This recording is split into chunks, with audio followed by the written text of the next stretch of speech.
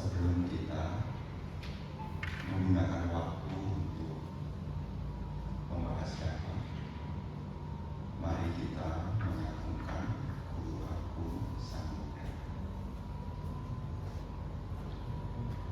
Namo tassa bhagavato arahato sama sambuddhassa. Namo tassa bhagavato arahato sama sambuddhassa. Namo tassa bhagavato arahato sama sambuddhassa. Kalena dhamma sakacca etamanggalam tamati. Membahas dhamma di waktu yang sesuai, itulah berkah utama.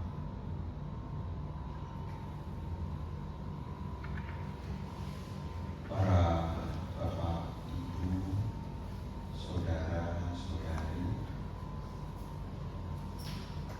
selamat malam. Terpujilah Sang Buddha. Namo Buddhaya. Hari ini kita memiliki satu kesempatan yang baik, yang mana di hari ini kita bisa menggunakan sebagian waktu yang kita miliki untuk membahas satu topik dhamma. Tema pada malam hari ini adalah pandangan benar, fondasi menuju kesempurnaan. Para bapak dan ibu saudara sekalian, apa yang menjadi ajaran Sang Buddha tidak lain adalah menuntun kita agar kita dapat mengakhiri penderitaan. Sang Buddha menunjukkan jalan kepada kita agar kita bisa terbebas dari kelahiran berulang-ulang, yang mana kelahiran berulang-ulang itu adalah penderitaan. Jadi ketika kita belajar dhamma, sesungguhnya yang menjadi arah dan tujuan kita tidak lain adalah mengarah kepada akhir dari penderitaan. Karena belas kasih beliau kepada makhluk-makhluk, maka beliau membagi dhamma yang beliau ketahui. Dhamma yang menjadi ajaran beliau adalah jalan untuk mengakhiri penderitaan. Lantas kenapa penting bagi kita untuk belajar dhamma? Perlu ibu bapak, saudara-saudari ketahui, di dalam proses belajar dhamma ini, proses untuk melaksanakan dhamma ini disampaikan melalui 3 tahapan. Tahapan yang pertama disebut dengan pariyati dhamma. Pariyati dhamma itu adalah belajar secara teoritis. Jadi seperti ibu bapak membaca kitab suci Tipitaka, baik itu Digha Nikaya, Majjhima Nikaya, Samyutta Nikaya, Anguttara Nikaya, sampai Uddaka Nikaya, diulang-ulang. Ini disebut sebagai pariyati dhamma. Setelah seseorang belajar pariyati dhamma, tahap yang kedua dari dhamma disebut dengan patipati dhamma. Patipati dhamma itu adalah mempraktekkan dhamma, meliputi yakni sila, samadhi, dan panya. Jika seseorang mengembangkan sila, samadhi, dan panya, tahap ketiga dari dhamma adalah pati widadhamma. dhamma mencapai magga, pala, dan nibbana. Sebelum seseorang mencapai magga, pala, dan nibbana, sebelum seseorang mempraktekkan sila sama nibbana, seseorang perlu tahap awal adalah pariyatidhamma. Pariyatidhamma ini adalah upaya supaya seseorang memiliki pandangan benar. Makanya tadi di dalam satu tema, pandangan benar adalah fondasi. Tanpa adanya pandangan benar, seseorang tidak akan bisa sempurna di dalam sila samadhi dan paññā. Apalagi dapat merealisasi yakni magga, pala, dan nibbana. Jadi pondasinya apa? Pondasinya adalah secara variatif kita mesti belajar. Untuk apa? Supaya kita punya pandangan. Apa yang terjadi di dalam kehidupan kita kalau kita tidak mendengarkan dhamma, tidak diskusi dhamma, tidak menambah pengetahuan dhamma, diri kita akan diliputi dengan pandangan keliru. Di dalam Anguttara Nikaya kelompok 3, seseorang yang tidak belajar dhamma, seseorang akan dikuasai oleh 3 pandangan keliru. Pandangan keliru yang pertama adalah ube kata hetu diti.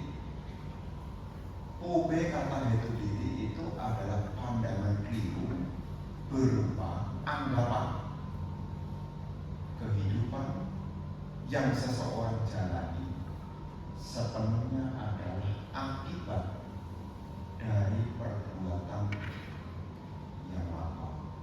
Jadi kalau ibu bapak dikit-dikit pembicaraannya ada hal yang kurang berkenan, menerima sesuatu hal, langsung menyimpulkan kayak ini karena lampu saya. Jadi kalau ibu bapak tidak mengulang-ulang, nanti pengertian dhammanya termasuk pengertian karma itu sendiri juga akan terjebak dalam pandangan ube kata itu diti. Jadi dikit-dikit menyalahkan yang sudah lampau, dan seolah-olah di masa sekarang ini tidak punya kuasa apa-apa. Jadi seolah-olah ya pasrah, ini udah akibat dari masa lalu kok. Ini pandangan diri. Ada sebagian orang, ya ini cerita belum lama, suami istri ribut, terus menyimpulkan dulu ini yang jadi suaminya itu anaknya, yang jadi istrinya itu ibunya. Dulu mereka adalah ibu dan anak.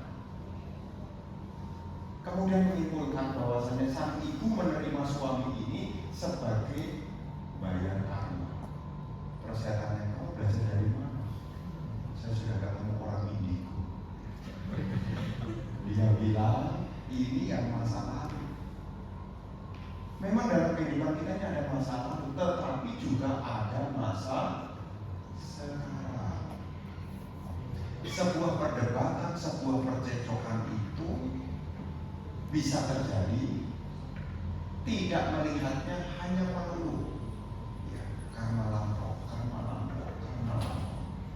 Nah kalau kita hanya berpikir semua adalah karma lampau, lah untuk apa kita berbuat baik di masa sekarang? Jadi cara pandang kita terhadap kehidupan kita, kalau kita tidak mendengar dhamma, tidak melihat dhamma secara utuh, kita juga punya pandangan keliru. Dikit-dikit masa lampau. Apakah Bante tidak percaya masa lampau? Iya percaya. Tetapi masa sekarang ini juga menjadi prioritas prioritas utamanya. Jadi prioritas utamanya itu di masa sekarang. Kenapa? Karena masa lampau itu sudah lampau, kita tidak tahu. Yang kita tahu apa? Sekarang. Kita dulu tidak tahu kita pernah berbuat apa, kita telah berbuat berapa banyak yang baik, berapa banyak yang buruk. Kita tidak tahu. Yang kita tahu adalah sekarang yang lebih jelas. Makanya Sang Buddha menyebut yang lalu telah berlalu, yang akan datang masih belum pasti. Sesuatu yang telah berlalu hanya menjadi kenangan, dan sesuatu yang akan datang masih sebatas angan-angan. Kita diminta untuk apa? Bergegaslah di saat ini. Jadi kalau kita memahami tentang ajaran Sang Buddha, jangan sampai kita terjebak dalam pandangan yang berat. Ube kata itu punya anggapan bahwasanya dikit-dikit masalah, dikit-dikit masalah. Ini yang pertama, pandangan keliru. Pandangan keliru yang kedua adalah isara nimana hetu diti. Pandangan keliru berupa kehidupan yang seseorang jalankan ini sudah diatur sama Yang Maha Kuasa. Sehingga apa? Seseorang yang punya pandangan seperti ini, dia sudah sepenuhnya pasrah. Yang dalam bahasa umum adalah pasrah dengan garis hidup. Ini pandangan keliru. Jadi kalau kita punya anggapan bahwasanya semua yang apa yang kita alami ini sudah ada yang gariskan, secara Buddhis ini disebut sebagai pandangan keliru jenis kedua yang disebut dengan isara nimana hetu diti. Kemudian yang ketiga, ada pandangan keliru juga. Pandangan keliru yang ketiga adalah ahetu apacaya diti. Ahetu itu artinya tanpa sebab, itu hanya sebab atau kondisi. Jadi seseorang yang punya pandangan ahetu apacaya diti ini punya pandangan bahwasanya semua yang muncul ini semua tiba-tiba. Yang dalam bahasa populernya adalah ujung-ujung. Ya, tidak ada ujung, tidak ada apa, tahu-tahu begitu aja. Ini adalah pandangan keliru yang ketiga. Ini masih ada pada diri kita. Kok bisa ya? Nah, biasanya itu seringkali kita terkejut dalam sehari-hari ya, dengan melontarkan sebuah pernyataan, kok bisa ya? Semua yang muncul ini karena ada sebab. Selama ada sebab atau kondisi, maka ada akibat. Jadi tidak ada segala sesuatu yang muncul tanpa adanya sebab. Tapi kalau kita punya pandangan keliru, ya kita melihat bahwasanya ini muncul ya tiba-tiba. Ini pandangan keliru. Ada jenisnya ubi kata hetu diti, ada jenisnya isara mana hetu diti, ada jenisnya ahetu apacaya diti. Selain ini juga ada pandangan lain lagi, yaitu sasata diti. Sasata diti itu pandangan adanya diri yang kekal, seolah-olah semua itu ya selalu sama, sasata diti. Sehingga orang akan melakukan apapun tanpa ada rasa takut, menganggap ya selamanya sasata diti. Ada juga yang kelima ini uceda diti, menganggap bahwasanya setelah kematian tidak ada apa-apa. Uceda diti. Jadi setelah kematian ya tidak ada apa.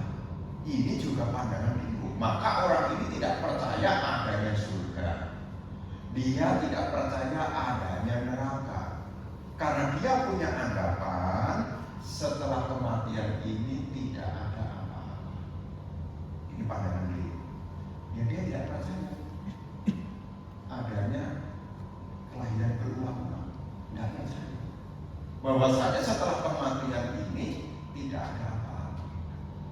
Ini juga pandangan keliru. Ya, sasatan itu menganggap adanya diri yang selalu eksis, menganggap adanya kekekalan, dan ucedariti ini menganggap adanya nihilisme, setelah kematian tidak ada apa-apa. Ini pandangan keliru. Kalau seseorang punya pandangan keliru, maka cara berpikirnya, cara berperilakunya ini pun juga menjadi keliru. Karena semua itu dimulai dari pandangan. Kalau petanya keliru, arahnya kira-kira bagaimana? Ya, contoh sederhananya, kita tidak tahu mana barat, mana timur, tahu-tahu lihat map saja. Tidak jelas melihatnya secara utuh, melangkahnya pun juga jadi keliru. Demikian pula ibu bapak, di dalam pengertian di dalam pikiran kita, kan letak pandangan itu adalah dalam pikiran kita, yang mulai dari pendengaran. Apa yang kita dengar itu akan menjadi pandangan, dan apa yang sudah menjadi pandangan itu akan menjadi cara kita berpikir, berucap, dan juga bertindak. Makanya kita belajar agama ini supaya kita punya pandangan benar. Karena pandangan benar ini akan membawa kita menuju kesempurnaan. Namanya kesempurnaan itu selesai. Tidak ada lagi yang perlu dikerjakan. Dalam hal ini adalah pencapaian tertinggi adalah pencapaian kearahatan. Menjadi seorang arahanta, menuju kesempurnaan. Kalau sudah sempurna, tidak ada lagi yang perlu dikerjakan. Sudah selesai. Katang karanian, sudah tidak perlu mengerjakan apa-apa lagi. Inilah gunanya kita memiliki pandangan benar. Pandangan benar ini muncul dari mana? Pandangan benar ini muncul dari mau mendengar. Dari mana kita bisa mendengar di sini? Di dalam penjelasan tentang budi, 4 hal yang membawa perkembangan. Dalam hal ini adalah perkembangan dalam pandangan benar. Dimulai dari Sappurisa Sangsewa. Sappurisa Sangsewa itu seseorang ingin mengembangkan pandangan benar, seseorang harus mencari teman yang baik. Belum lama ini bulan apa ya? Agustus berarti Juli. Juli yang lalu kita memperingati Hari Astaga. Kira-kira betapa kodanya kan Pacawakian, kodanya Bagia Laka Mahanama dan Asaji. Kira-kira nih, kalau kita pakai kira-kira, kalau diajarin Dhamma sang Buddha tidak mau dengerin, kira-kira menjadi pemasuk arus tidak saat itu. Kira-kira kalau tidak mau dengerin, kira-kira bisa menjadi pemasuk arus tidak? Tidak bisa. Bante kondanya mampu mencapai pemasuk arus sebagai anyak kondanya yang mengetahui, karena beliau saat itu mau mendengar. Nah, di sini ibu bapak juga sama. Bagaimana supaya kita punya pandangan benar? Maka kita harus mau mendengar. Mendengar dari mana? Mendengar dari orang-orang yang bijaksana. Taunya dari mana? Seseorang itu layak untuk didengarkan, layak untuk dijadikan tempat untuk menimba ilmu. Acuannya adalah 4: sada, sila, caga, panya. Jadi kalau kita mau cari orang yang sekiranya layak untuk jadikan tempat untuk menimba, kita bisa melihat. Kalau tidak ketemu 4-4-nya, mungkin di antaranya. Karena kalau 4-4-nya ini sempurna. Cari orang yang sudah kokoh dalam keyakinan, sotapanna. Kokoh dalam sila, sotapanna. Ya. Memang ini mengacu kepada orang-orang yang paling dasar adalah sotapanna. Tapi masalahnya mencari sotapanna ini tidak gampang. Tapi minimal orang itu meskipun belum menjadi seorang sotapanna, minimal dia Damanusari. Damanusari itu artinya pengikut Dhamma, orang yang ada ketertarikan untuk belajar Dhamma, sebutannya Damanusari. Jadi ini belum seorang sotapana. Damanusari itu adalah orang-orang yang punya ketekunan pada Dhamma, ya, namanya sebutannya adalah Damanusari. Jadi ibu bapak juga bisa menjadi seorang Damanusari. Damanusari itu adalah orang-orang yang punya ketertarikan untuk belajar Dhamma. Dan orang-orang yang punya ketertarikan untuk belajar Dhamma ini pun juga bisa kita jadikan sebagai kalyanamita, teman yang baik. Dari keyakinan, dari perilakunya, dari kemurahan hatinya, dari kebijaksanaannya. Jadi kita bisa melihat dalam keseharian bagaimana dia punya keyakinan kepada Buddha Dhamma Sangha, bagaimana dia punya sila, ini kelihatan. Bagaimana dia punya kemurahan hati, bagaimana dia punya kebijaksanaan. Di situ kita akan bisa melihatnya. Dan orang jenis ini bisa kita jadikan sebagai kalyanamita, teman-teman yang baik. Karena kalau dia punya keyakinan, ini bisa kita jadikan tempat untuk bertanya. Kalau dia punya sila yang baik, ini pun juga bisa dijadikan tempat bertanya. Kalau dia punya kemurahan hati, itu pun juga bisa dijadikan tempat bertanya. Termasuk juga kebijaksanaan. Nah, pada saat mendengarkan Dhamma, disinilah kita perlu dengan seksama. Setelah bergaul dengan orang yang baik, orang yang bijaksana, sapurisa samsewa, disitulah kita mesti sakdhamma sawana. Sakdhamma sawana itu adalah mendengarkan dengan sungguh-sungguh. Karena dengan kita mendengarkan sungguh-sungguh, kita akan memiliki pandangan benar. Mulai dari mana? Dari pariyati. Ya, pariyati dalam hal banyak sebutannya adalah sutta mayapanya. Kebijaksanaan yang muncul dari belajar.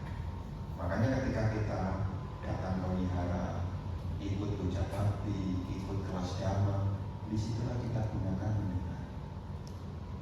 Dan memang setiap orang ini punya kondisi-kondisi yang tidak sama, satu dengan yang lain beda-beda. Ya kita ini masih putu jana. Putu jana itu jenisnya macam-macam. Jadi pendengar Dhamma itu ada 3 ciri. Ada 3 jenis orang pendengar Dhamma.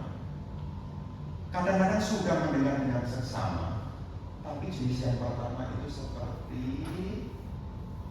bejana yang tertarik, duduk di ruang dhammasala, dia mendengarkan dengan seksama, tapi tidak masuk. Jadi sudah dijelaskan apa, ditanya orang, paham kan? Bahasa apa? Jadi ada jenis orang kalau mendengarkan Dhamma itu sulit masuk, seperti perumpamaan bejana yang tertarik. Ini ada jenis yang seperti itu.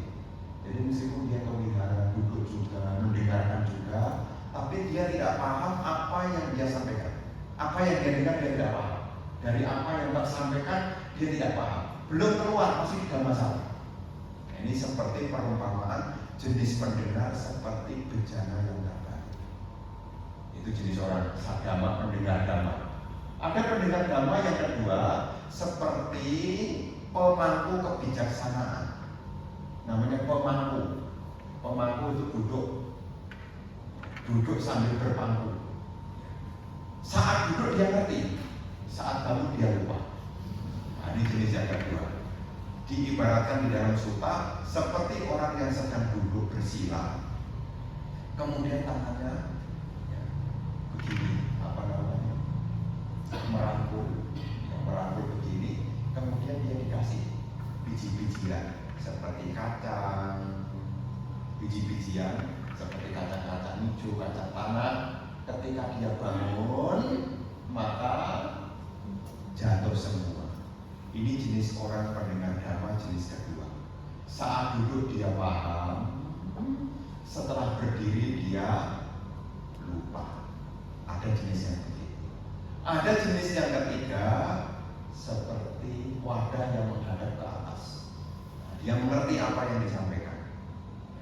Dan untuk memunculkan pandangan benar, jadilah orang nomor 3. Jadi jangan sampai kita menjadi bejana jenis yang pertama. Bejana terbalik, duduk, memperhatikan, tapi tidak masuk. Atau jenis yang kedua, saat duduk paham, setelah berdiri lupa.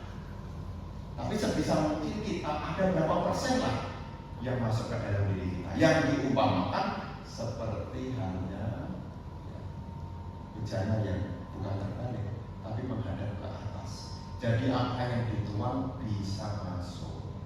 Jadi pandangan benar itu mulai muncul dari mau mendekatkan diri kepada orang yang baik. Setelah mendekatkan diri, mesti mau mendengar. Supaya bisa masuk bagaimana? Itulah yang ketiga yang disebut dengan yoniso manasikara.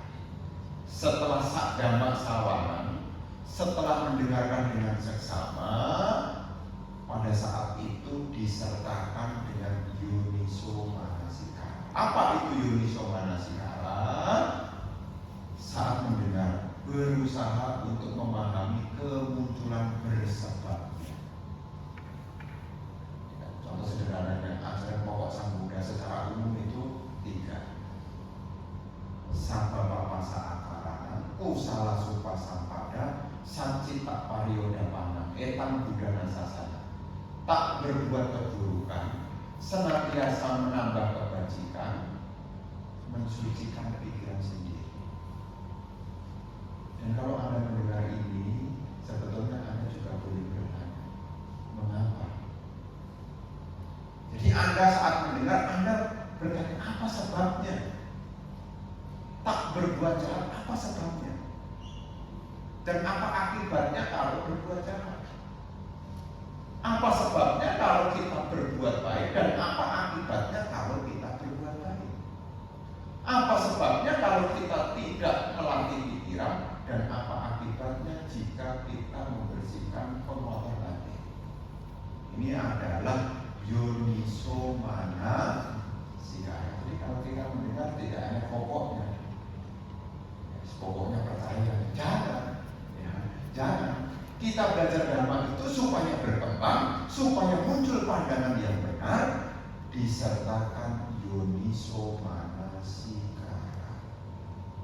Karena sang pembabar itu kadang-kadang juga masih salah juga, bisa salah juga. Kok bisa Bante? Ya namanya juga masih berlatih. Kalau sudah sempurna, ya tidak mungkin salah.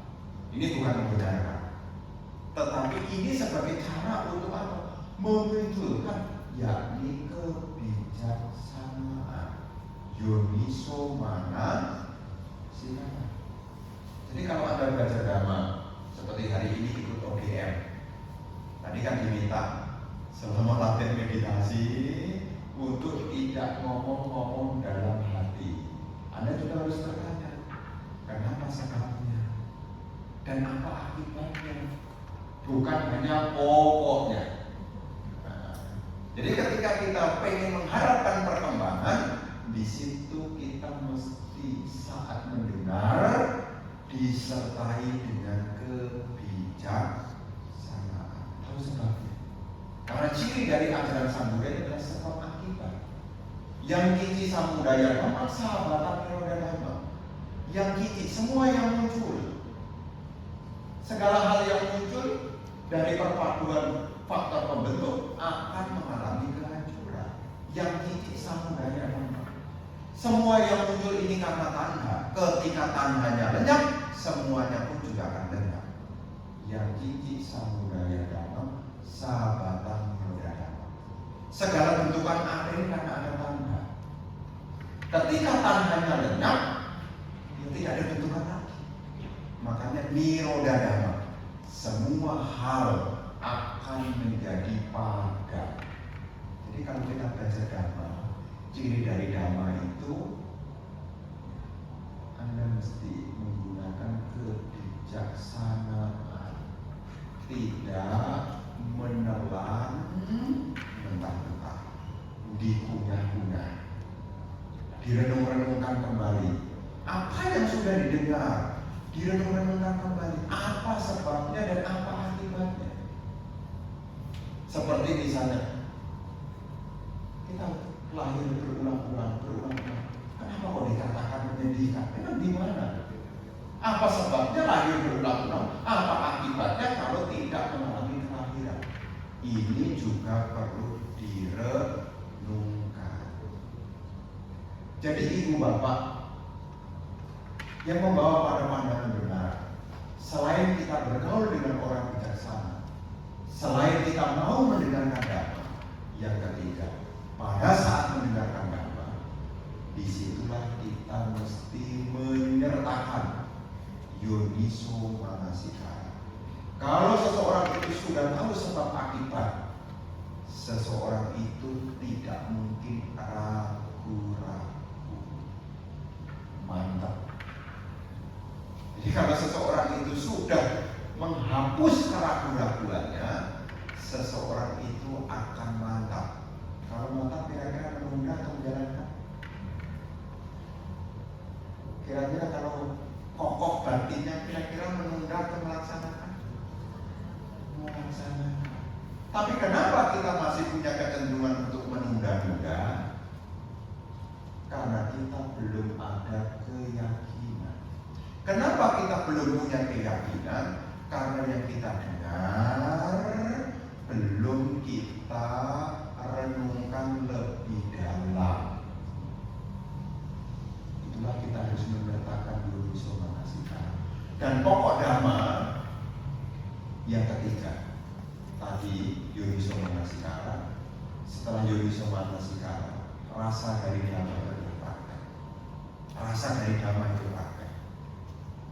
Dhammanu dhamma pati-pati. Apa yang sudah didengar, apa yang sudah menjadi keyakinan, itulah yang mestinya dipraktekkan. Dhammanu dhamma pati-pati. Karena kalau sebatas hanya berhenti pada keyakinan, tidak akan pernah membawa perubahan. Memang awalnya dari pandangan benar menjadi keyakinan, tapi yang diyakini itu akan semakin kokoh kalau itu dipraktekkan. Jadi Anda tidak akan keliru lagi kalau sudah dipraktekkan. Ya, kalau ibu bapak mempelajari apapun, ibu bapak bisa lupa. Tapi ibu bapak tidak akan lupa kalau apa yang dipelajari itu dipraktekkan. Benar tidak? Kalau cuma baca resep bikin nasi kecil, misalnya gitu kan. Nah, dulu waktu saya sekolah itu ada kelas namanya tata boga. Ya, tata boga. Jadi karena saya tidak praktekkan lagi, ya saya tidak tahu juga ya. Nah, dulu waktu kita sekolah, waktu saya sekolah itu ada namanya mata pelajaran namanya ekstrakurikuler, namanya tata boga. Itu dikasih suruh buat clipping zaman dulu. Kalau saya kawan sih suruh searching di Google ya. Nah, kalau zaman dulu sering ngumpulin majalah kemudian dipotong-potong buat clipping. Tapi clipping itu kalau hanya dikumpulkan, dibaca, dan lama tidak dibuka lagi, tidak dibaca lagi, lupa. Tapi kalau apa yang sudah dipelajari, yang sudah dikelompok-kelompokkan ini dipraktekkan, maka tidak akan terlupakan.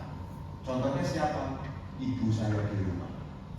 Ibu saya di rumah itu kalau bikin nasi pecel, tidak cari-cari lagi di Google apa bahannya, tidak usah. Dia udah langsung ke dapur, bisa motong-motong kacang panjang direbus, kemudian ada togenya direbus juga, terus buat bumbu kacangnya juga diolah juga. Kenapa tidak lupa? Dia bisa bedakan mana bumbu siomay, mana bumbu pecel. Ya meskipun sama-sama kacangnya, nah, itu juga beda. Mana bumbu sate, mana bumbu kecelek, mana bumbu siomay, bisa bedakan. Kenapa bisa bedakan? Karena sudah praktek. Nah, pandangan benar ini akan menjadi kesempurnaan dari apa yang sudah kita pelajari, itu kita praktekkan. Dari yang paling sederhana, dari dana, dari siang, dari samani. Kalau Anda ikut berulang-ulang, Anda tidak akan bingung lagi. Kalau kali pertama mungkin bingung, kali kedua masih bingung, kali ketiga mungkin juga masih bingung. Tapi kalau diulang-ulang,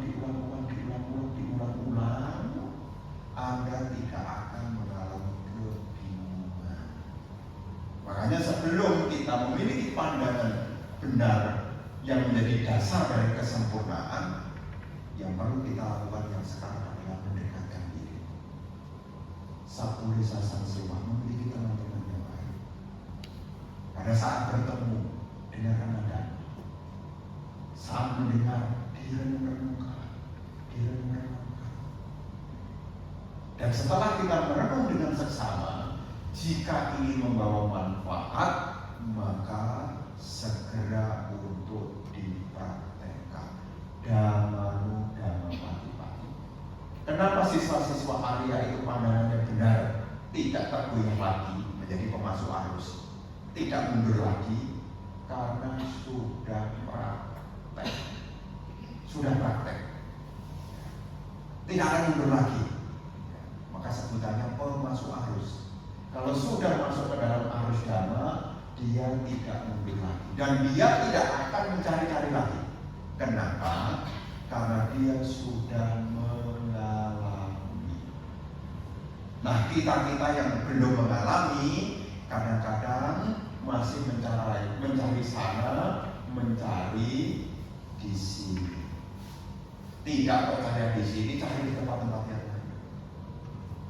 Inilah kalau kita belum memiliki pandangan benar secara tetap, masih berubah-ubah. Siapa yang punya pandangan benar yang tetap? Satu, seorang Sotapanna. Dua, adalah Sada Manusari. Sada Manusari itu adalah orang pengikut keyakinan, termasuk juga Dhammanusari, orang yang belajar dhamma. Nah, kalau orang merawat dirinya di dalam keyakinan, orang merawat dirinya di dalam belajar dhamma, maka pandangan benar akan muncul. Karena pandangan benar itu seperti peta. Sebelum seseorang sampai di tujuan, seseorang tidak mungkin salah arah. Dan sebagai umat Buddha, kenapa pandangan benar itu penting? Karena ini menjadi map peta untuk mengakhiri penderitaan. Maka letak pandangan benar itu di atas. Dalam jalan mulia episode 8, letak pandangan benar itu paling atas. Karena kalau pandangannya benar, maka berikutnya akan menjadi benar. Tapi kalau pandangannya keliru, ke bawahnya juga akan menjadi keliru. Jadi kalau pandangannya benar, pikirannya jadi benar, ucapannya jadi benar, perbuatannya jadi benar, penghidupannya jadi benar, usahanya jadi benar, perhatiannya jadi benar, termasuk ketenangan benar atau konsentrasi benar. Dimulai dari mana? Pandangan benar. Makanya merawat pandangan itu penting. Ya. Jadi ibu bapak merawat pandangan itu penting. Pandangan benar sama titik. Tadi kan ada 3 pandangan yang awal. Dan itulah kenapa kita selalu diingatkan tentang hukum karma. Supaya apa? Kita punya pandangan benar.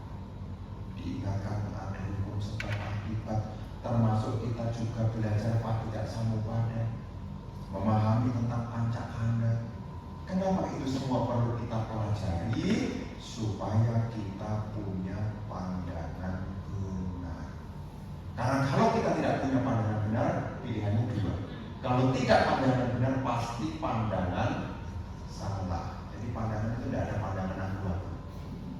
Jadi kalau tidak benar ya pasti salah. Jadi kalau sudah pandangannya salah, ya berikutnya akan jadi salah. Makanya pandangan benar ini perlu kita rawat. Ya sehari-hari kita juga perlu belajar dhamma, diskusi dhamma, supaya kita punya pandangan. Karena di luar itu banyak pandangan macam-macam. Termasuk Anda kalau tidak punya pandangan benar, Anda juga tidak yakin setelah kematian ini ada surga dan neraka. Kalau tidak punya pandangan benar. Di zaman Sang Buddha itu juga ada yang pernah bertanya kepada Sang Buddha. Ya, itu tentang Payasi Sutta. Payasi Sutta itu ada di Digha Nikaya. Nanti kalau ibu bapak punya waktu, nah, baca. Payasi Sutta itu bercerita tentang apa? Seorang perumah tangga yang bernama Payasi tidak percaya tentang setelah kematian ini ada alam surga. Kenapa? Dia cerita ke Sang Buddha. Buktinya yang sudah meninggal tidak pernah kasih laporan. Nah, itu salah satunya di Payasi Sutta. Memang ada surga. Ya. Kalau memang ada, kenapa yang sudah meninggal, sanak leluhur kita sudah meninggal, kenapa tidak pernah kasih laporan? Kalau ada surga. Sebaliknya, kalau memang ada neraka, kenapa orang yang di neraka itu juga tidak pernah kasih laporan kepada kita yang ada di alam manusia? Nah, itu ada di situ. Yang diumpamakan, kenapa orang yang lahir di alam surga tidak memberi laporan? Di surga itu disampaikan seperti orang yang semula jatuh di selokan yang baunya kotor, kemudian dia memakai baju yang wangi. Kira-kira pengen nyemplung lagi nggak? Itu perumpamaan di sana. Kalau seseorang sudah lahir kembali di alam bahagia, dia tidak ada keinginan untuk tengok ke sini. Sebaliknya yang di alam neraka, kalau orang itu sedang masuk di siksaan itu tidak ada cuti, tidak ada libur, maka tidak bisa memberi laporan. Itu ada dalam perumpamaan di dalam Payasi Sutta. Dan di dalam Payasi Sutta itu nanti juga ada ending cerita tentang surga yang kosong. Artinya surganya kosong itu lahir di alam surga tidak punya pembantu. Karena apa?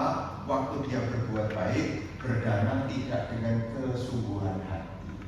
Jadi dia tidak memberi pelayanan, maka lahir kembali di alam surga, dia tidak punya pelayan. Nah, itu nanti dibaca. Judul sutanya adalah Payasi Sutta. Nah, ini mengingatkan kepada kita jangan sampai kita punya keyakinan yang keliru tentang tidak ada kelahiran kembali. Jadi Sang Buddha menunjukkan dhamma kepada kita supaya kita tidak menderita. Bagaimana supaya kita tidak menderita? Ya tadi, tak berbuat buruk, menambah kebaikan dan mensucikan pikiran sendiri, menghilangkan loba dosa moha. Untuk apa? Supaya tidak menderita. Jadi Sang Buddha mengajarkan dhamma ini mengarah kepada kepadaman penderitaan. Jadi apa yang diulas di dalam dhamma, apa yang diulas dalam dhamma ini lebih kepada bagaimana mengakhiri penderitaan. Maka sebelum kita dapat mengakhiri penderitaan, dimulai dari memiliki pandangan benar. Ya, namanya hidup. Kalau tidak punya pandangan benar, kita tidak bisa melihat perbedaan. Makanya di dalam Ataloka Dhamma, 8 kondisi dunia, ada untung, ada rugi, ada dipuji, ada dicela, ada dikenal, ada dilupakan, ada bahagia, ada menderita. Kenapa yang kita alami dalam samsara ini beraneka ragam? Karena perbuatan yang kita lakukan baik di lampau maupun di sekarang ini pun juga beraneka ragam. Makanya apa yang kita terima pun juga beraneka ragam. Ini pandangan benar. Punya keyakinan kepada hukum perbuatan. Ada perbuatan baik dan ada perbuatan buruk.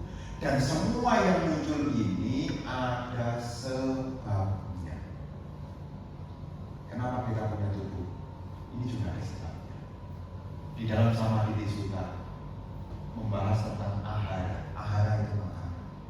Ada 4 jenis makanan. Jadi makhluk-makhluk ini ada karena disupport oleh makanan.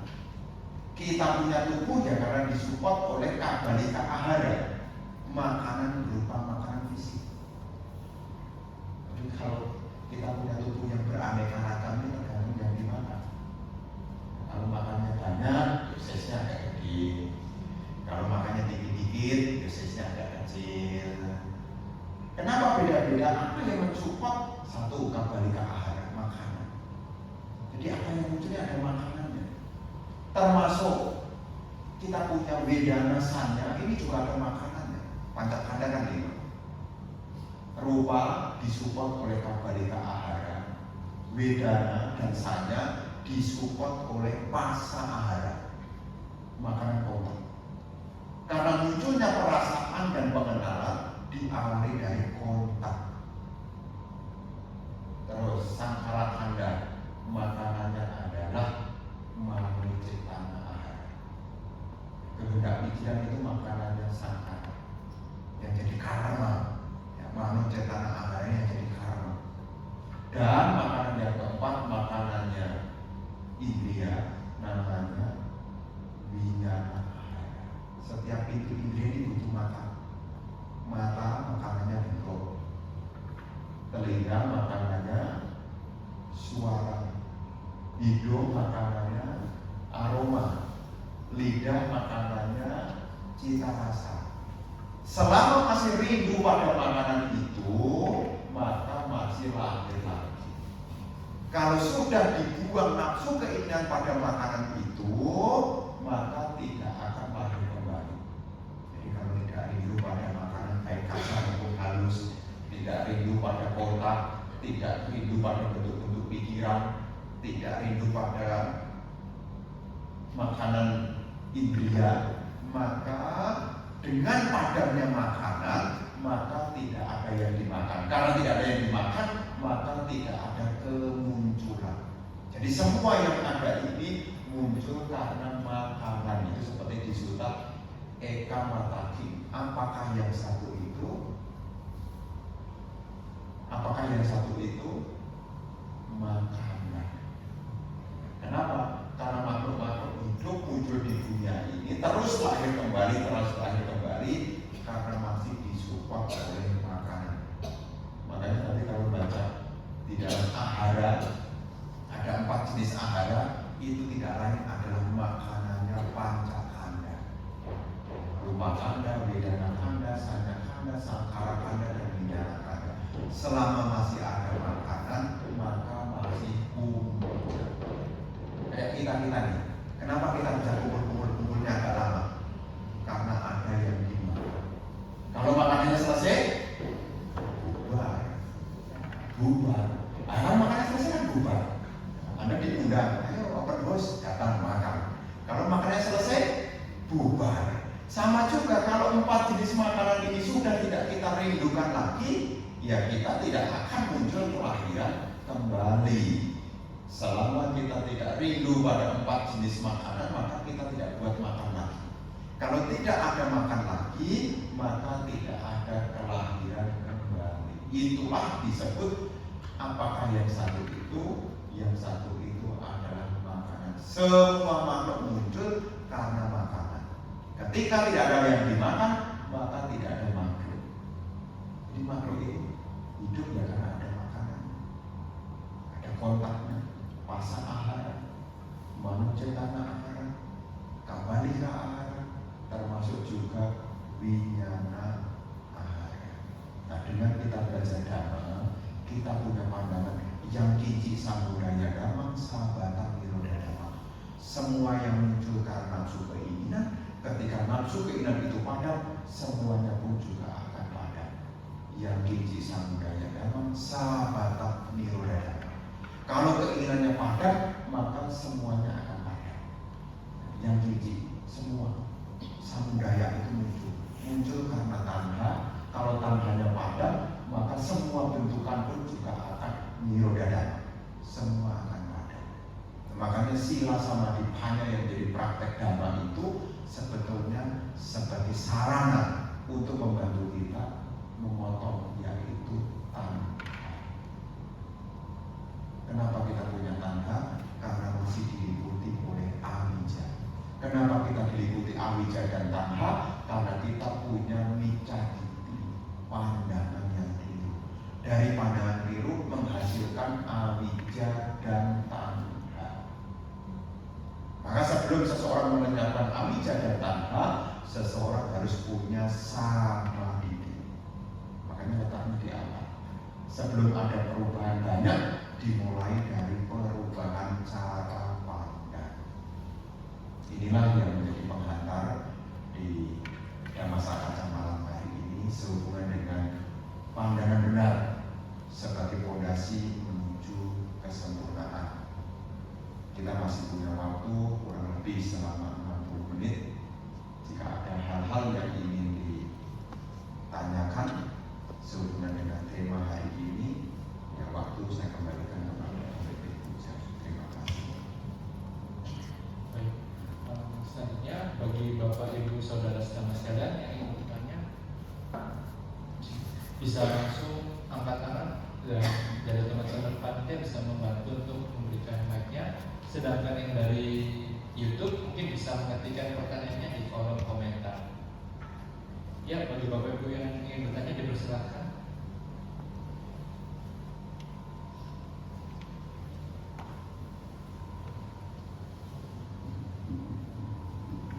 Wandami Bante, nama saya Lea. Saya mau tanya Bante.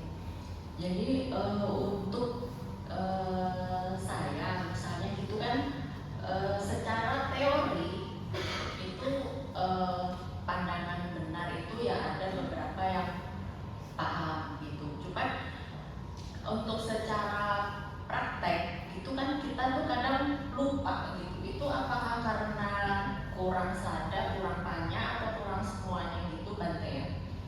Lalu untuk supaya pandangan benarnya ini yang secara teori kita sudah paham, lalu dalam prakteknya ini bisa lebih apa ya, dalam prakteknya itu kita bisa lebih mantap. Itu caranya gimana Bante? Apakah dalam selama kita itu dalam hidup sehari-hari itu kita selalu menghubungkan apa yang kita lakukan, lalu kita renungkan, kita kaitkan lagi dengan Dhamma gitu setiap hari, setiap waktu gitu Bante? Mohon penjelasannya Bante. Terima kasih.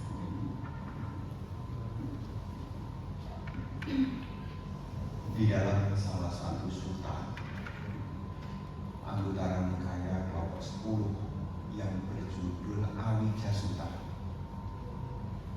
dicatat Avijja Sutta, Anguttara Nikaya kelompok 10 berjudul Avijja Sutta. Di situ diuraikan kenapa seseorang itu diliputi dengan ketidaktahuan, dan sampai menjelaskan ketidaktahuan ini muncul juga karena ada makanannya. Apa makanan dari ketidaktahuan? Adalah pancaniwarana. Tahu kan pancaniwarana? Kenapa kita diliputi dengan ketidaktahuan? Karena kita dikuasai oleh pancaniwarana. Kamacanda. Karena kesenangan indriawi menguasai kita sehingga kita tidak praktek Dhamma. Kira-kira kalau Anda masih demen dengan kesenangan indriawi, kira-kira rela nggak kalau dipakai untuk berdana? Kalau masih diliputi kesenangan indriawi, Oh, berdana itu bermanfaat, menjalankan sila itu bermanfaat. Tapi kalau sedang dikuasai kesenangan indriawi, bisa nggak? Tidak kelihatan. Makanya ini makanannya dari ketidaktahuan. Makanya kita sudah belajar. Kenapa giliran praktek kok kita menjadi lupa? Apa kurang sakit? Bisa jadi salah satu dari 5 ini muncul. 1, karena kita dikuasai oleh kamacana.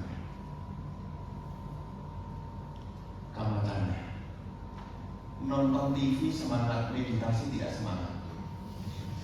Meditasi bermanfaat nggak? Oh, bermanfaat. Nonton TV bermanfaat nggak? Bermanfaat juga, banyak. Tapi dari sekian banyak yang bawa perkembangan batin yang mana? Tapi kalau lagi demen-demennya, lagi seneng-senengnya, maka meditasi tidak terpikir. Jadi yang pertama, kesenangan indriawi. Maka inilah yang harus dikalahkan terlebih dahulu di dalam samadhi. Setelah sila kan samadhi. Anda sudah orang baik. Tapi untuk mengembangkan dhamma-dhamma supaya punya wija pengetahuan, kita mesti mengalahkan. Ini makanannya ketidaktahuan. Karena kesenangan indriawi. Jadi kita menunda-nunda. Kalau bukan kesenangan indriawi, yang kedua adalah biapada. Tidak suka. Susah, sulit, sehingga apa? Tidak melakukan. Jauh banget. Tapi kalau jauh itu menyenangkan, dikejar. Oh, mesti tempat orang jualannya itu di Madura. Oh, nggak apa, masih ada jembatan Suramadu. Tapi kalau latihan meditasi di Suramadu, di Madura, wah jauh banget ini. Bisa jadi apa? Yang membuat jauh dan dekat kadang-kadang suasana hati kita. Dekat bisa datang atau tidak. Selain karena ditutupi oleh kesenangan, yang kedua adalah biamada, ketidaksenangan. Ini juga akan menjadi penghambat juga. Selain itu, yang ketiga, ini juga menjadi penghalang juga. Namanya tinamida. Tinamida itu artinya berhenti sebelum waktunya. Malas. Nanti aja ya. Sehingga apa? Ini juga menjadi penghalang juga. Meskipun dekat tidak dilakukan, meskipun bisa juga tidak dilakukan, kalau dikuasai oleh kemalasan. Yang keempat, udah ucap kegelisahan dan kekhawatiran.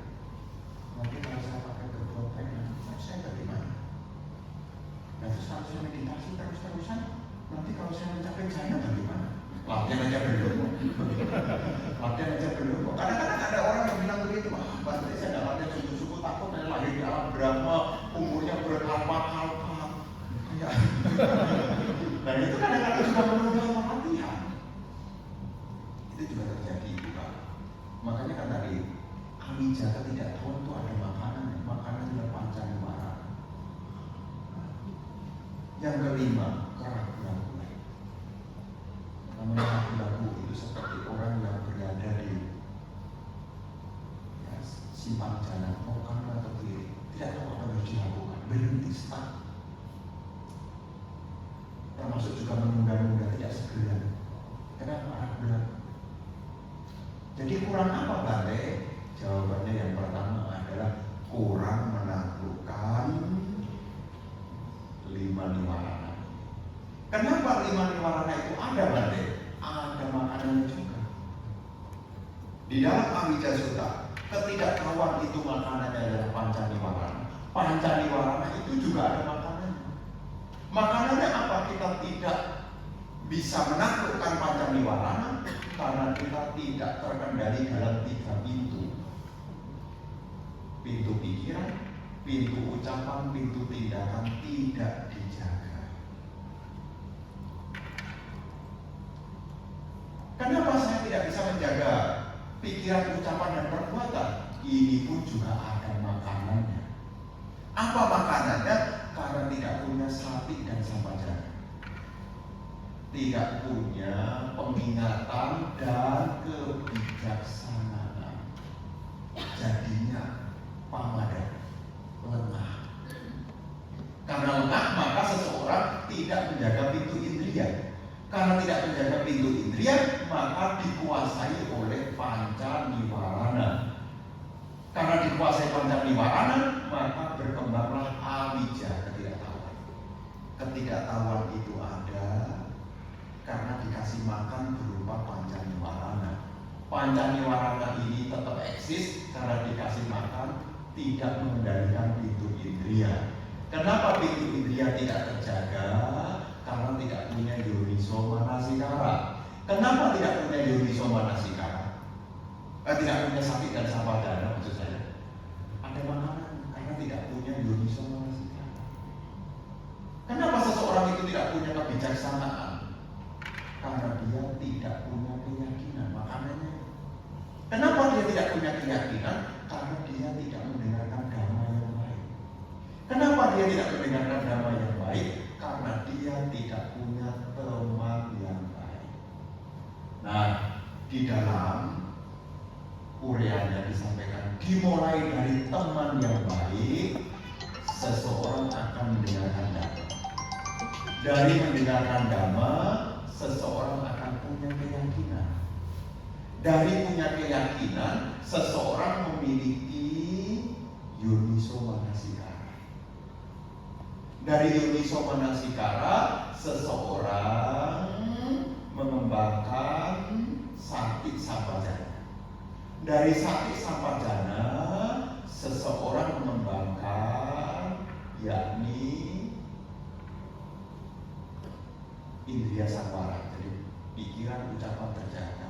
Dengan menjaga yaitu pikiran, ucapan, dan perbuatan, seseorang akan berkembang di dalam 4 satipatthana. Dari berkembang 4 satipatthana, berkembang di dalam 7 faktor pencerahan. Sata bujaka. Dari 7 faktor pencerahan itu berkembang melihat sebagaimana adanya, biar tak budaknya nadasari, hingga akhirnya memperoleh wija dan wimuti, memperoleh pengetahuan dan keterbebasan. Itu ada di dalam Anguttara Nikaya kelompok 10 yang berjudul Anjasutta. Nah, jadi kenapa kita berbuat baik, praktek sudah mengerti kenapa tidak dengan seksama? Karena kita masih dikuasai yang paling dekat ini, 5 niwarana. Kalau bukan 5 niwarana, bisa jadi kita belum terkendali di dalam pikiran, ucapan, dan perbuatan. Mau meditasi, suara hati bilang belum bisa mengendalikan ucapannya, suara hati bilang besok pagi. Sudah besok pagi siap-siap udah mau meditasi, ngomongnya hatinya masak dulu. Nah, jadi lagi, bagi kita juga perlu mengendalikan ucapan, karena ucapan itu juga menjadi penggerak dalam kehidupan kita. Makanya kita mesti mengenali 3 pintu: pintu pikiran, pintu ucapan, dan pintu perbuatan. Karena dalam berbuat baik, dalam praktek, kalau tidak dikendalikan ini juga berpengaruh. Jadi bukan kurang, hanya ada hal-hal yang menjadi perintah. Sebetulnya secara teori sudah dapat, hanya saja ketika 5 ini muncul, ini agak berat. Ya, kesenangan indriawi, dia pada kebencian, tinggal lidah kemalasan, udah cakup ucap kegelisahan, kekhawatiran, wicikica, keraguan-raguan. Kalau ketemu dibenturkan sama ini, berat. Nah, makanya Anda harus mengenali ini, jangan sampai ini menguasai Anda. Supaya apa? Kalau ini mampu diredam, maka perjalanan jadi ringan. Tapi kalau ini masih bercokol, masih berkuasa, ini antara kalau film itu ada yang putih dan ada yang hitam. Ya kan, kalau film kan ada satu setannya, satu malaikatnya, kita bilang gitu. Itu kalau kita dikuasai niwarana itu begini. Sudah tahu keburukan, tahu. Tapi karena cara lebih berkuasa, tapi kan menyenangkan. Meskipun itu dikasih tahu ini bermanfaat, tapi hati mengatakan ini lebih menyenangkan. Umumnya kita mikirin bermanfaat itu nomor 2 setelah menyenangkan. Kita kenapa masih punya kecenderungan begitu? Karena tanha lebih berkuasa dalam diri kita. Makanya orientasinya, penilaiannya itu bukan pada manfaat umumnya kita, orientasinya pada mana yang lebih menyenangkan. Ya manusia begitu. Nanti ibu bapak bisa tambahin sendiri. Anda pilih tempat-tempat tertentu. Kenapa Anda kok ke restoran itu? Oh, di sini lebih menyenangkan. Satu, murah, isinya banyak. Ya, murah, isinya banyak, ngantrinya nggak pakai lama. Yang dekat rumah ada, dapatnya sedikit, harganya lebih mahal. Anda kurang senang dengan itu. Ya. Jadi kita umumnya penilaiannya apa? Pada urusan senang. Maka selalu bisa kesenangan ini jangan sampai menguasai kita, menguasai diri kita. Karena kalau kita hanya orientasinya pada senang, itu nanti akan menghambat yang lain. Ya saya nggak pakai soalnya saya nggak senang ada dia itu. Ya ini juga menjadi hambatan. Ya jadi dari Amida Sutta itu sebagai salah satu referensi yang bisa direnungkan. Saat saya tidak berbuat baik, saat saya menunda latihan, apakah yang menjadi perintah saya? Nah itu bisa dijadikan ya salah satu ya, rujukan di dalam kita belajar. Gitu ya.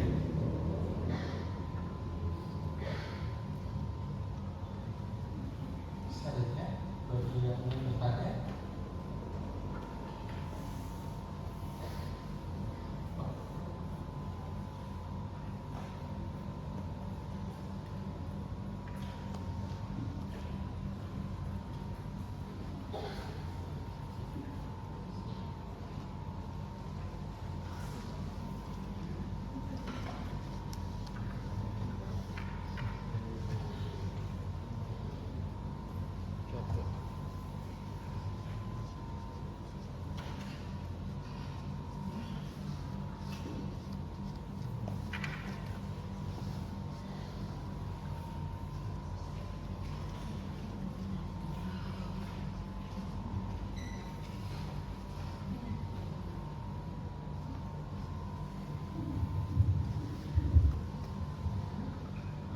Selamat malam, Bandami Bante.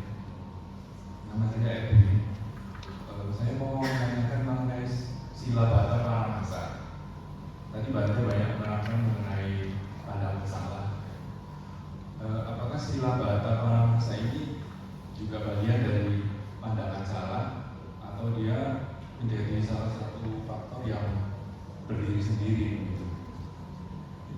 Satu itu, kemudian yang kedua, kita sebagai umat Buddha ini kan pada saat kita mengikuti puja bakti itu yang paling ditonjolkan itu kita sebagai umat ini kan pengambilan sila, Pancasila. Sedangkan sila itu kan hanya bagian kecil dari jalan mulia berunsur 8.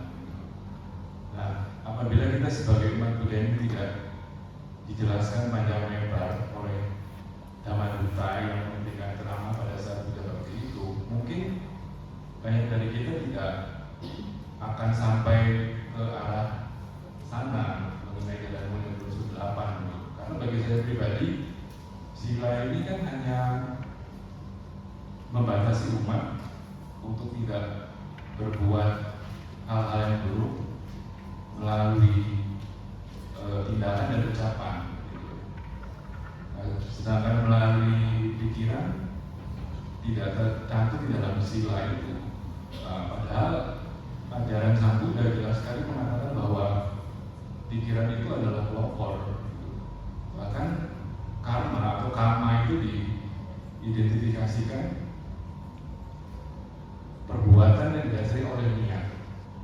Jadi segala sesuatunya itu berasal dari niat. Itulah yang menyebabkan karma, entah itu karma baik ataupun karma buruk.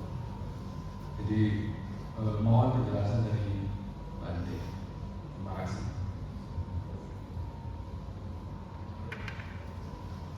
Untuk yang pertama, sila bata paramasa itu dihancurkan oleh seorang. Jadi seseorang yang sudah menghancurkan 3 belenggu, Sakayaditi, Wicikica dan sila bata paramasa, sebutannya adalah pemasuk arus. Sila bata paramasa ini mengacu kepada banyak hal.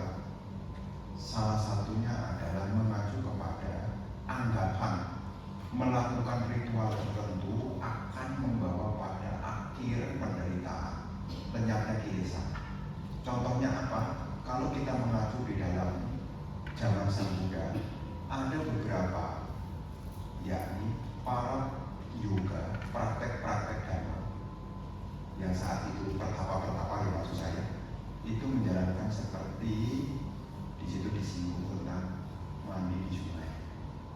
Nah, mandi di sungai itu disinggung sebagai sila bata paramasa di situ. Kenapa? Karena yang mandi itu punya anggapan dengan saya mandi di sini, maka saya akan bersih dari pengotor-pengotor. Dan Sang Buddha menyebut itu baru mandi fisik. Mandi fisik, bukan mandi secara dhamma. Jadi di sini sila bata paramasa adalah anggapan melakukan tindakan tertentu dengan tujuan untuk mengakhiri penderitaan. Dianggap praktek itu membawa pada kesucian. Ya contohnya adalah tadi mandi di sungai Gangga, diceritakan begitu. Kemudian ada termasuk juga kalau di zaman apa yang dilakukan oleh Sang Buddha sendiri waktu beliau masih bertapa, itu juga praktek penyiksaan diri. Karena juga anggapan bahwasanya dengan praktek seperti ini maka kilesa-kilesa itu akan menyatu. Dengan membuat tubuhnya jadi tersakiti, maka kilesa-kilesa juga menjadi lenyap. Itu juga pandangan beliau juga. Nah, ini juga sila bata paramasa.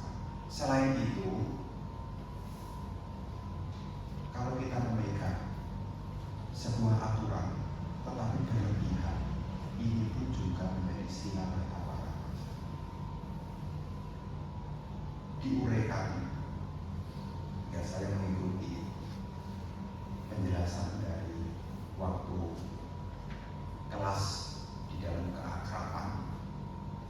Di situ Bante Dhammadilo menjelaskan secara bahasa Pali sila, brata dan paramasa. Sila itu sebenarnya adalah perilaku yang baik, tata kebiasaan. Brata itu penahanan, tetapi dilakukan dengan paramasa, berlebihan. Ini tidak membawa pada ketenangan. Karena sila itu nanti berkaitan dengan ketenangan soalnya. Jadi ketika seseorang berlatih tanpa adanya ketenangan, diliputi dengan kekhawatiran, tidak akan membawa pada perkembangan. Ibaratnya latihan serba takut, salah ini, salah itu, jadinya pikirannya tidak tenang. Dan untuk melihat tentang Sakayaditi, melepaskan pandangan diri yang kekal, ini butuh ketenangan. Kalau diri sendiri tidak tenang, bagaimana kita bisa melepaskan pandangan keliru adanya diri yang kekal? Sakayaditi, anggapan tentang adanya diri yang kekal, pancakanda sebagai sesuatu yang kekal. Nah ini menjadi tidak bisa tampak kalau kita diliputi dengan gelisah dan khawatir, takut salah, tidak akan membawa pada perkembangan. Makanya kita dengan belajar dhamma, disitulah kita mengerti tentang 4 kebenaran Arya yang di dalamnya kita juga secara variatif dulu. Variatif kita belajar tentang jalan mulia menuju dalam variatif. Ya kalau sila supaya tidak jadi sila bata paramasa sudah dijelaskan. Menjadi seorang biku, ya, selain patimokkha sila ada indriya samvara. Selain ada indriya samvara, ada ajiwa parisuddhi. Selain ajiwa parisuddhi, ada pacaya nisangsa, perenungan tentang penggunaan kebutuhan-kebutuhan. Ini adalah sehubungan dengan sila. Supaya apa? Ketika menjalankannya tidak disertai dengan gelisah. berlisan itu tidak akan membawa perkembangan. Ya, kalau ibu bapak terlalu berlebihan, mau duduk aja. Takut ada makhluk-makhluk. Kemudian jalan takut nginjek bawa sapu. Kemudian takut ngirup, pakai masker. Mau tidur, dicek dulu tempat tidurnya ada semutnya enggak, takut ketindihan. Kalau kita mempraktekkan secara berlebihan, ini tidak membawa pada ketenangan. Ingat loh ya, panya sebab terdekatnya adalah samadhi. Panya sebab terdekatnya samadhi.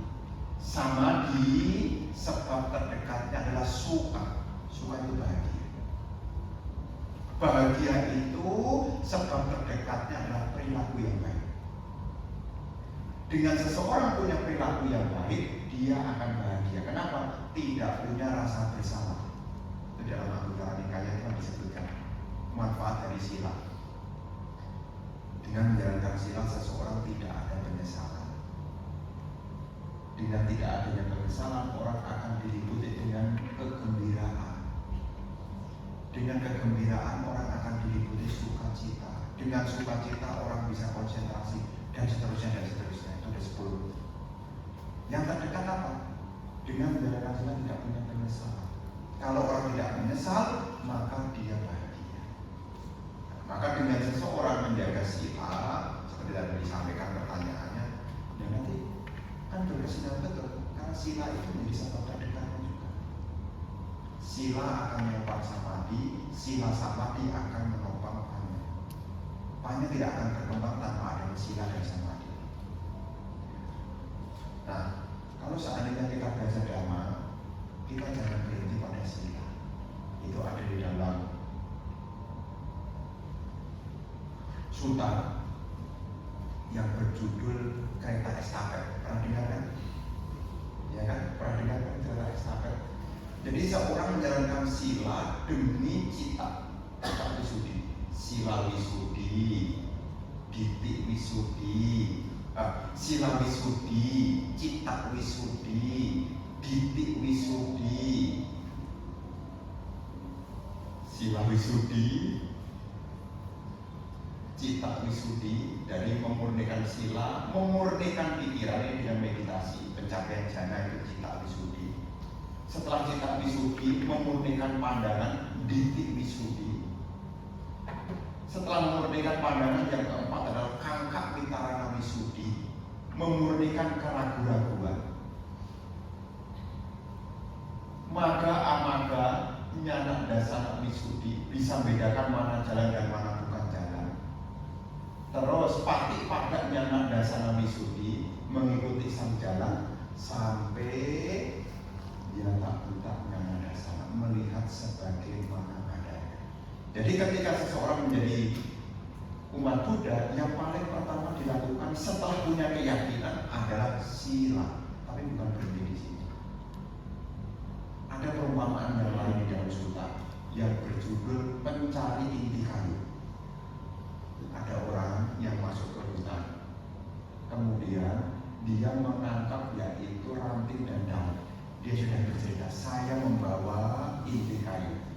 Ini bercerita apa? Seseorang yang praktek dhamma, merasa bahagia, menjalankan sila, itu baru dapat ranting dan daunnya, belum dapat inti kayu. Nah demikian pula dia masuk ke hutan dapat kulitnya. Dia cerita keluar, saya sudah bisa meditasi, sudah mencapai. Belum. Kenapa? Karena dia belum membawa inti kayu, baru kulitnya. Jadi samadhi itu baru kulitnya. Sila itu baru ranting dan daunnya. Ya.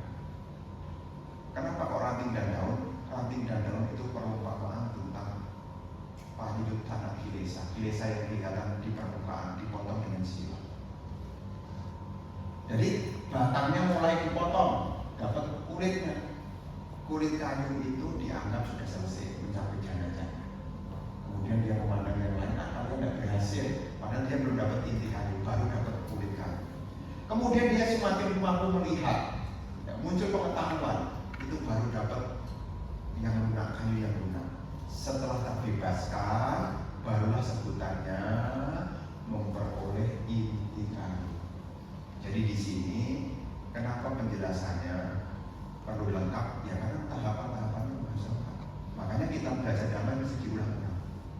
Supaya apa? Saling melengkapi. Karena kalau satu topik dibahas semua, waktunya tidak cukup. Bahas sila, 5 sila dibahas, terus 8 sila dibahas, manfaat-manfaat sila dibahas, waktunya tidak cukup. Dan kebanyakan dibahas ada banyak lupanya. Ya memang benar kan? Kalau kita coba kalau seandainya ada pembawa agama, dia buat slide-nya pakai poin. Kebanyakan poinnya Anda lupa juga. Tapi tidak akan lupa kalau ada praktek. Sila itu tidak akan lupa kalau ada praktek. Seperti apa yang sudah Anda jalani berulang-ulang, Anda tidak akan pernah lupa. Jadi sila itu fondasi dalam praktek. Sila, samadhi, praktek. Tapi sila itu akan menurun samadhi. Kalau Anda punya perilaku yang bagus, duduk Anda tidak akan dibayang-bayangi rasa bersalah. Kalau Anda punya sila yang bagus, kalau Anda punya sila yang baik, tidak dibayang-bayangi rasa bersalah. Ini sila. Ya, tapi umat Buddha melihat sila jangan hanya Pancasila Buddhis ya. Sigalo ada Sutta itu juga sila. Jangan punya pandangan keliru. Sila itu cuma ya Pancasila Buddhis. Silanya rumah tangga selain Pancasila Buddhis adalah Sigalo ada Sutta. Ini yang mengajarkan tentang hidup sosial. Silanya sama orang tua kayak apa? Kalau punya anak bagaimana? Kalau punya suami bagaimana? Kalau punya istri bagaimana? Kalau dengan guru bagaimana? Kalau dengan murid bagaimana? Kalau dengan teman bagaimana? Ini kelompok sila juga. Kabarnya saya tidak menengok orang tua saya. Loh itu bakti. Padahal Pancasila Buddhis tidak ada. Ada juga orang yang cerita, nanti kira-kira jadi orang Buddha boleh tidak kami berjudi? Berjudi itu melanggar sila tidak? Iya, saya bilang. Memang di mana Pak? Ya di Pancasila Buddhis tidak ada larangan untuk berjudi. Sigalo ada Sutta ada. 4 hal yang membawa pada keruntuhan. Menggoda wanita, punya teman yang buruk, minum-minuman keras, termasuk berjudi. Ini silanya. Jadi pandangan sila sebagai umat Buddha tidak hanya berhenti pada Pancasila Buddhis. Anda juga harus tahu tentang poin-poin yang ada di dalam Sigalo ada Sutta. Selain itu juga dalam keseharian Anda juga ada sila. Nanti naik mobil, lampu merah ya berhenti. Lampu merah 14. Melanggar tidak. Tidak melanggar makhluk hidup, tidak membunuh, tidak membunuh. Akhirnya kan tidak apa-apa, udah melanggar Pancasila Buddhis. Dalam sosial ini ada sila juga. Ada sila yang meskipun tidak tertulis, lampu merah ini otomatis berhenti, lampu hijau ya berjalan.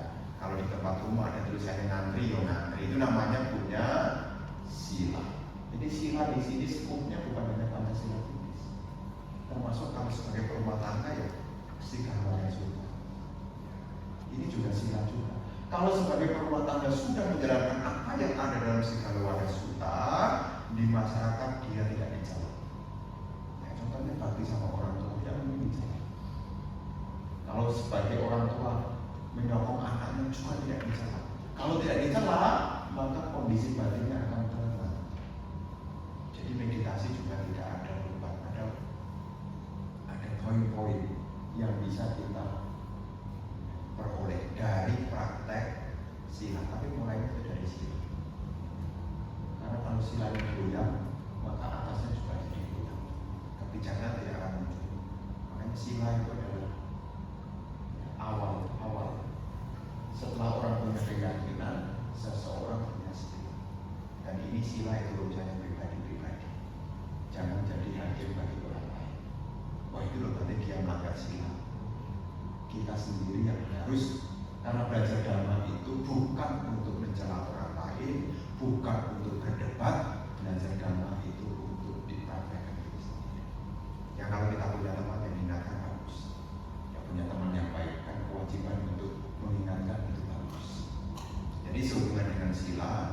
istilah kata para masa, selain tadi yang mengacu kepada tata ritual, ya, memegang hal yang baik secara berlebihan juga menjadi. Tahunya dari mana? Jangan sampai kita berlatih sampai gelisah. Jadi kalau kita berlatih jangan sampai gelisah, karena kegelisahan itu tidak membawa pada perkembangan. Kalau Anda membaca dalam pada kata-kata kisah tentang Sona, kisah tentang Biku Sona. Biku Sona itu dulunya pemain musik, dia jadi biku, berlatih sangat keras sampai dia menjadi putus asa, bilang ke sang Buddha mau pulang, pamitan. Tapi sang Buddha menasihatkan, ingat tak waktu kamu jadi pemain musik, bagaimana kamu memainkan alat musik itu untuk menghasilkan suara yang bagus? Bagaimana? Tidak terlalu kencang, juga tidak terlalu kendor. Latihan juga sama. Terlalu bersemangat jadi gelisah. Karena latihan semangat jadi gelisah. Terlalu tenang jadi males. Terlalu UPK tidak mampu melihat. Itu ada dalam suta berjudul Nimita Suta. Ada 3 hal yang orang akan lihat dalam meditasi. 1, semangat. Orang meditasi semangat. 2, samadhi, ketenangan. 3, UPK. Tapi ini harus dikolaborasi. Terlalu semangat jadi gelisah. Anda ikut meditasi, kemudian terlalu semangat gitu, sampai tidak bisa tidur. Terlalu semangat, sebulan KO. Kenapa? Kita butuh keseimbangan. Terlalu semangat jadi gelisah, maka kita butuh tenang. Makanya di sini butuh samadhi. Terlalu tenang, malas.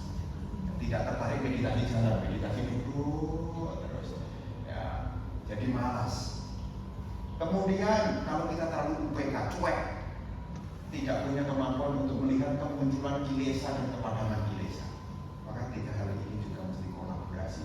Ada waktunya bersemangat, ada waktunya tenang, ada waktunya UPK. Terlalu semangat juga tidak bagus. Dalam Pancabala 5 kekuatan ini disandingkan satu dengan yang lain. Pancabala, sada, wirya, sati, samadhi, pancabala. Keyakinan ini harus disertai kebijaksanaan. Terlalu yakin tidak bijaksana, terlalu bijaksana tidak yakin juga. Jadi ini perlu diseimbangkan. Terlalu bijaksana tidak yakin, terlalu yakin tidak bijaksana. Sama juga, terlalu semangat tidak tenang, terlalu tenang tidak semangat, maka dikepalai oleh di tengah namanya sati. Sati ini menjadi tengah-tengahnya. Kalau terlalu tenang jadi tidak semangat, terlalu semangat jadi tidak tenang. Anda terobsesi untuk ketenangan, tapi terlalu semangat malah tidak tenang. Makanya ini mesti diseimbangkan. Nanti Anda kalau terlalu bijaksana, Anda tidak tertarik baca parita. Terlalu bijaksana, nah semuanya kan anicca.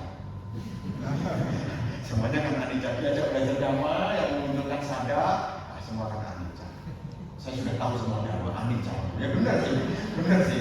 Ya tidak salah sih. Tapi nanti tidak timbul keyakinan. Makanya kita juga harus muncul keyakinan disertai dengan kebijaksanaan. Ini harus seimbang. Ada beberapa jenis orang yang kadang-kadang tidak seimbang. Nanti tahunya ya setelah berjalan. Makanya ini kita perlu belajar dhamma supaya bisa mengimbangkan kekuatan ini. Pancabala, ya, pancabala. Terlalu yakin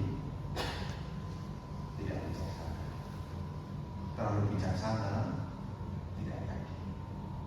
Terlalu semangat tidak tenang. Terlalu tenang tidak semangat. Butuh sati, diingat-ingat lagi. Sati itu mengingatkan, diingat lagi. Jadi semuanya pakai proses. Ya, makanya kenapa tidak langsung dikupas langsung, karena poinnya banyak. Tapi dengan dhamma sangkaca sekiranya memberi satu gambaran, sila itu adalah bagian yang perlu dilakukan yang paling awal. Kalau dalam hal kilesan, kita 3 jenis kilesa. Ada yang kelihatan dari awal di permukaan, namanya pariyutthana kilesa, seperti yang disampaikan tadi. Ucapan dan perbuatan dipotong dengan sila. Pariyutthana kilesa.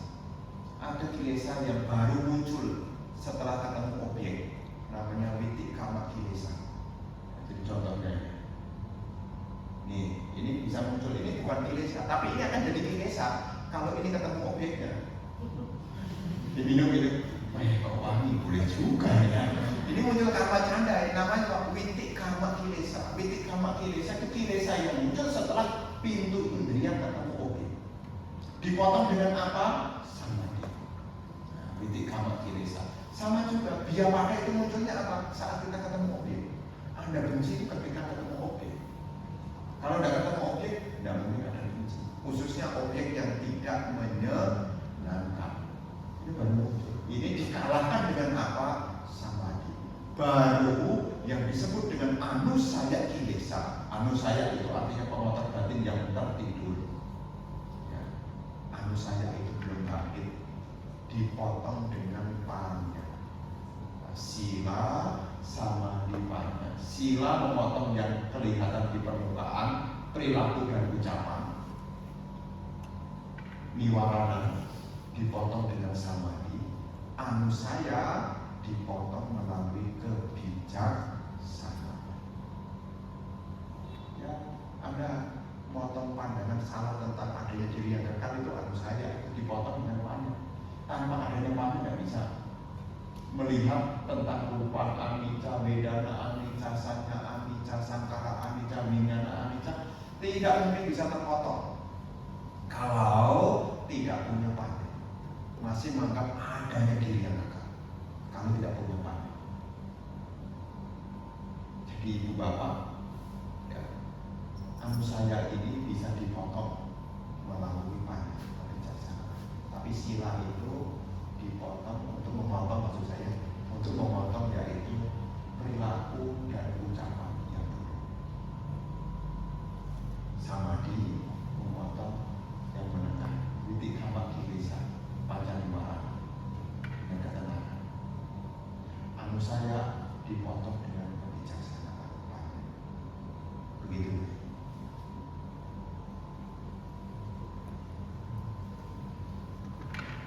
Mungkin satu pertanyaan terakhir berarti.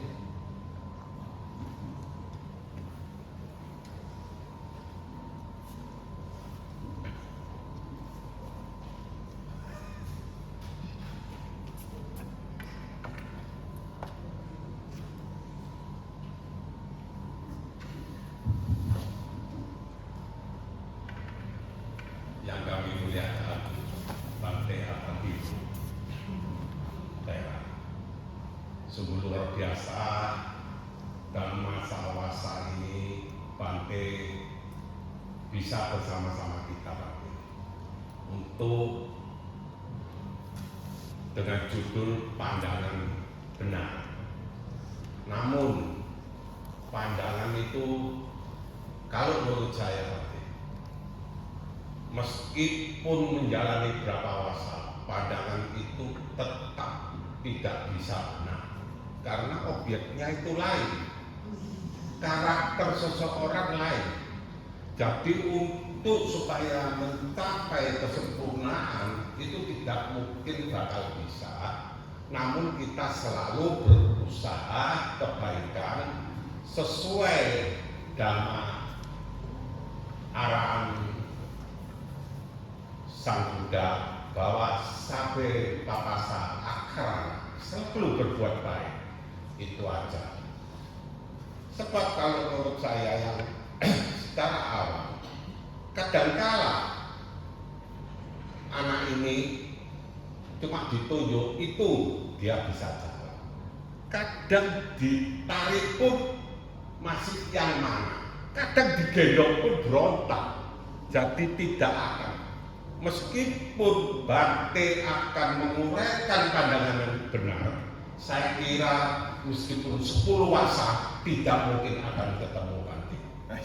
lihat objeknya masing-masing. Itu menurut saya, Bante. Karena kita harus dibekali oleh sesuatu selalu berbuat baik yang sesuai Bante tadi paparkan, tentu bisa dirasakan. Bumbu pecel aja bukan hanya kacang, sekarang dikombinasi dikasih petis. Itu ada, nggak bisa. Ini katanya nyaman, ya jai, loh, petis lo ada itu, loh. Nah itu, jadi semuanya itu kalau kita itu fleksibel. Untuk kita menilai berteman yang baik, tentu kalau malam ini kita ketemu yang mulia Bante, setelah pulang kita mendapat kenyamanan batin bahwa itu katakan Bante ini cun itu tepat Bante, sesuai dengan gelombang-gelombangnya. Kalau gelombangnya tidak tepat, meskipun di setel, tidak mungkin akan match Bante. Jadi kalau menurut saya itu maka Sang Buddha itu seperti umumnya ya Bante ya, ada Bante Siwali. Tapi pengertian orang awam sebagian mengatakan Bante Siwali itu Jason ya, dewa uang. Boleh enggak? Boleh-boleh saja. Mungkin dia dengan pencerahan itu, dengan kewelas aslinya, ternyata hobinya jalan Bante. Jadi amat sangat sulit Bante. Kira-kira begitu Bante. Semoga dalam masa ini Bante lebih bersemangat, lebih bermanfaat untuk kita semua. Anumodana Bante. Nah ini suhu kita. Ya, seperti apa yang disampaikan, Sang Buddha sendiri juga melihat tidak semua orang bisa mencapai pandangan dalam hal apa. Karena di dunia ini ada beberapa jenis manusia yang diumpamakan seperti halnya teratai. Ada teratai yang sudah di permukaan air, kena sinar matahari, dia akan bermekar. Ada jenis teratai yang masih menunggu menjelang mendekati permukaan air. Ini jenis orang yang bisa mencapai tetapi butuh penguraian yang lebih detail. Ada yang ketiga di tengah-tengah, ini punya potensi. Ya, kalau yang di atas permukaan air itu seperti banjir kondanya, diuraikan 4 kebenaran Arya secara pendek langsung mencapai. Nah, kalau yang kedua ini seperti teratai, diuraikan 4 kebenaran Arya secara terperinci baru mencapai. Yang ketiga seperti bunga teratai yang diuraikan pendek, terinci, berulang-ulang. Pendek, terinci, berulang-ulang. Pendek, terinci, berulang-ulang. Baru mencapai. Ada teratai yang keempat. Teratainya nggak muncul bunga. Ini jenis yang keempat. Jadi mau diajarin kayak apapun, ini bukan prioritas. Maka Sang Buddha mencari. Ketika Sang Buddha bangun pagi, setelah beliau keluar dari meditasi pagi hari, cangkamana dengan mata hauna beliau melihat orang jenis yang pertama jadi prioritas.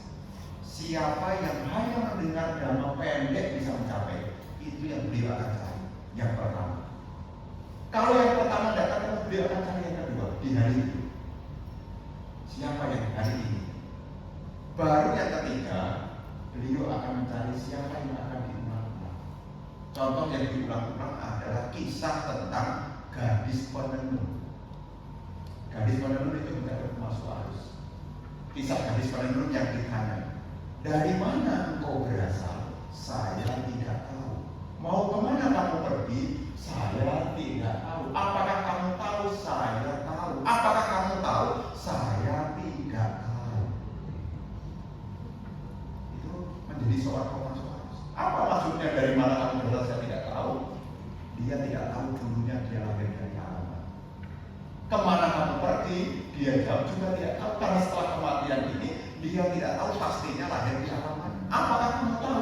Dia bilang tahu. Tahu bahwasanya saya akan meninggal. Apakah kamu tahu? Saya tidak tahu. Karena kematian tidak ada yang tahu kapan datangnya. Masuk arus.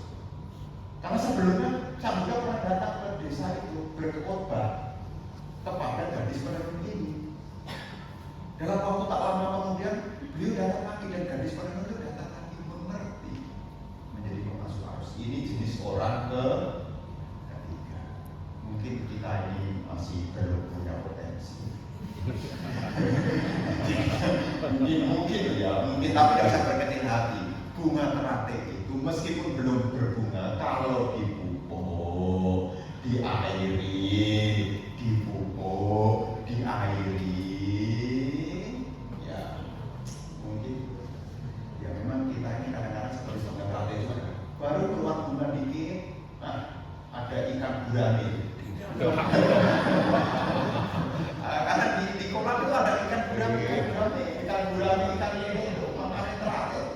Baru mau kunjung keluar, sudah jadi, sudah ikut meditasi dengan semangat, sudah belajar dengan sungguh-sungguh, tahu-tahu kakinya pegel, nggak jadi lagi. Ya ada aja penghalang-penghalang, tapi seperti tadi bunga teratai itu, meskipun belum kelihatan bunganya, selama kita mupuk, maka dikatakan berbuat baik itu seperti mupuk. Ya, berbuat baik. Ini mupuk. Ya. Karena berbuat baik itu sebagai kondisi. Memang berbuat baik itu tidak bisa menjadi jalan langsung, tapi berbuat baik itu sebagai kondisi. Seperti tanaman. Kalau tanaman itu dipupuk, jadi kondisi. Semakin kita rajin memupuk, artinya merawat kondisi-kondisi itu menumbuh. Kalau karma baiknya itu ada, menurut saya, kalau dia karma baiknya ada dan punya pandangan benar, ya, ini sudah punya potensi. Meskipun kapan waktunya jadi pemasuk arus, tidak tahu. Hanya saja kita ini ya nggak usah dikecil hati lah, jangan kemudian suruh bilang, wah itu nggak bisa lah, itu Bukan bicara nggak bisa nanti. Setiap manusia itu mempunyai karakter beda-beda. Penyampaiannya itu kadang ada yang istilahnya seperti tadi Bante uraikan teratai, kadang senjablek Bante. Iya, banyak senjablek. Tapi kalau yang bersangkutan masih mau mendengar dampak Bante, minimal itu sebagai pupuk. Nah, terserah nanti jangan sampai ada ikan lele dicaplok. Sebelum dicaplok, tahu-tahu dibuat pecel lele Bante. Wah ini karena buruk sekali juga Bante. Jadi ada sinkronisasi Bante. Sekarang ini sulit Bante. Maka waktu kita zamannya sekolah itu perlu kita lihat sekolah favorit. Mengapa dikatakan favorit? Karena di sana timbul benih-benih yang berguna di masyarakat Bante. Tapi tidak semua loh Bante. Yang mungkin yang jadi ugal-ugalan juga ada. Tapi orang itu lihat maksimalnya. Maka mengharapkan kalau malam ini yang mulia Bante di sini sebagai guru kita dan kita ini sebagai siswa-siswanya membawa manfaat nama baik Eka Dharma Loka Bante. Nah, itu Bante. Anumodana Bante. Terima kasih. Ya. Ucap sendiri lah. Iya.